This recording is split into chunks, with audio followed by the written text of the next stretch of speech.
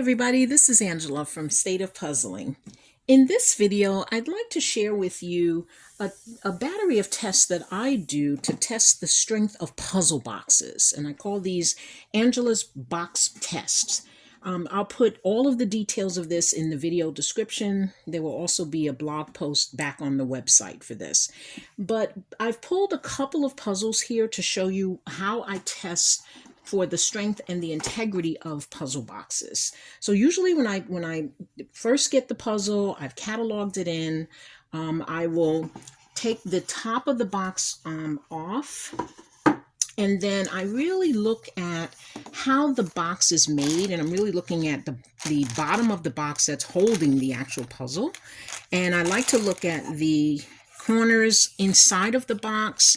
I like to look at how the paper was attached, the design paper for the box. I like to look at how that was attached.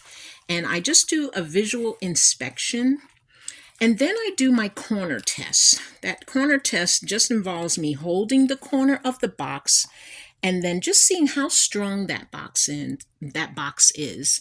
And I leave the original bag in, I leave the pieces in there, and I just want to see how strong it is. And what I'm looking for is any warping that goes on. And this will really help me to know how I need to preserve that box. And I feel like this one has a pretty good weight. It has a pretty good strength. I tell you, the other thing that I look for, let me take this off again, is I'm looking at the width also of the edges of that box. And this kind of has a standard medium width, I would say.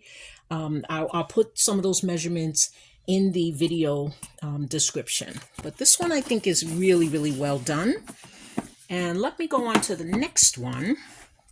I'm going to show you a Eurographics. And I just take the cover off, do a visual inspection of the corners. And I'm really looking for any additional reinforcements that have been done. Sometimes you have some hinge tape, you have some additional reinforcements. There are none on this particular box. And so it just means that it was really the flaps coming together.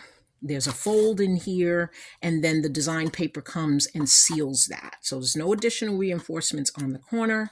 If you look at the thickness here, that thickness is kind of a standard medium. And I'm going to do that. Let's do that corner test. Just hold it by one corner, and then just hold it up and see how see how much it warps. It's not going to warp too much. This is a pretty well-made box here, and you have the bag of pieces in there, so not too bad there. So I know that this will be a good box to hold up here. Let's take a look at this spring box. This is an older puzzle. It's a wonderful, wonderful puzzle here. So cover off, and then I'm just going to observe the corners of the box. You can see here how this box was constructed. It's a little bit different than the others, okay? And you do have some glue going on here, right? So we have some glue in here, glue here. I have a corner that has detached already on this box, okay? So this one, let me do the corner test. Take a look at how much that's warping. See how that's coming apart? And you can see how this is warping a little bit here. And then if you note the thickness on this box, take a look at the thickness on that box. It's a thinner made material.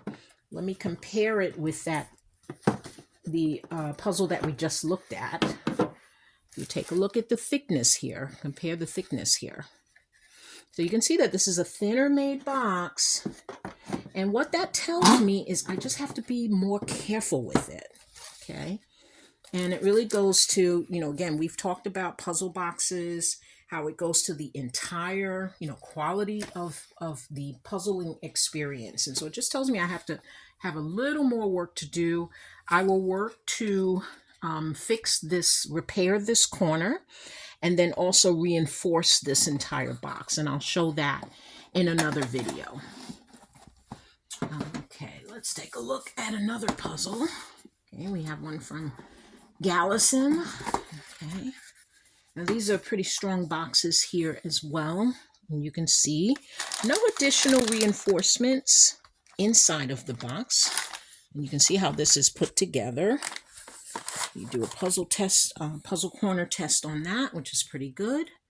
And you can see no warping. This is very sturdy, very, very sturdy box here. Pomegranate also has very, very sturdy boxes as well.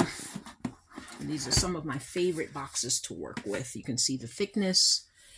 And again, no additional reinforcements on that corner, but as I hold it, you can see it's holding up very well. This is a 1,000-piece puzzle. And it's very, very sturdy here on that corner test. And then the last one that I do want to show you is the sun's out. Let's take a look at this one. So this is a larger size box. Okay, let's cover off. And you can see kind of the it's very thin. No additional reinforcements here. And I can see that there is no design paper that's coming and sealing this. So there's some additional tape. There's a hinging tape that's put on the outside of this box. So let's see how it does in the corner test. Take a look at the corners here. So you can see how this box is warping. So this is, in my estimation, like I said, I've been puzzling over 30 years.